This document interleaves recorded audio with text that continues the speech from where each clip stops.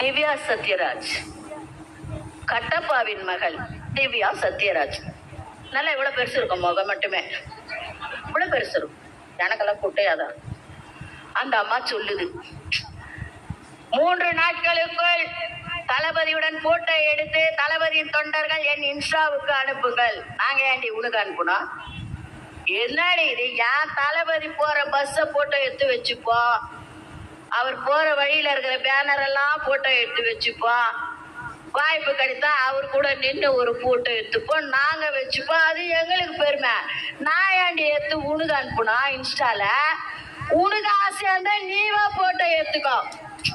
இந்த பக்கத்து ஏழைக்கு பாயச கதைலாம் வானாண்டி திவ்யா.